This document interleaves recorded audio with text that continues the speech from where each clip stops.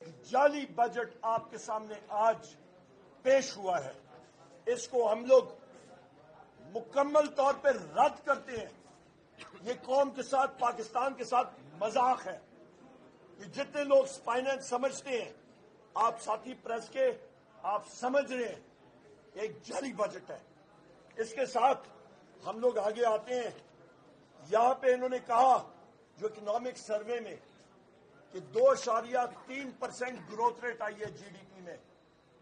پچھلے سال بھی اسی حکومت نے انہوں نے بڑا اپنا کہا تھا کہ جی ہماری پازیٹو ہلکی سی 0.3% پازیٹو آئی ہے۔ چند مہینوں بعد وہ پتہ لگا کہ وہ منفی گروتھ ریٹ تھی۔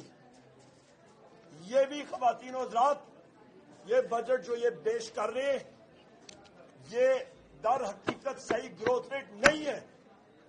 پاکستان کا کوئی شہری مجھے بتا دے کون سے شعبے میں یہاں پہ ترقی ہوئی ہے۔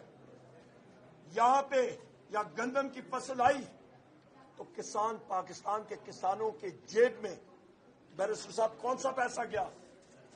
وہاں پہ تو پنجاب کے کسان، ان کی گندم وہاں پہ سڑ رہی ہے، ان کی جیبوں میں کچھ نہیں گیا۔ کیوں؟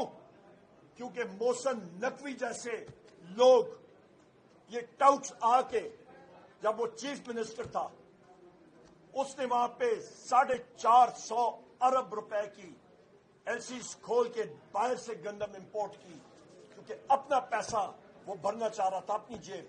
یہ وہی محسن نقوی ہے جو کہ ایک میڈیا ہاؤس کا یہ مالک بھی ہے، اور اس کی چند سال پہلے ٹیکس ریٹرنز ہی نہیں ہوتی تھی۔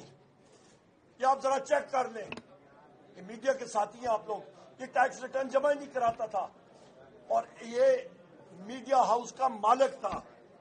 یہ پیسہ کدھر سے آیا؟ یہ کرپشن ہی تو اور کیا ہے؟ اور اس کو نوازا جاتا ہے بحیثیت انٹیریئر منسٹر۔ یہ تو ان کی ٹیم ہے۔ اس کے بعد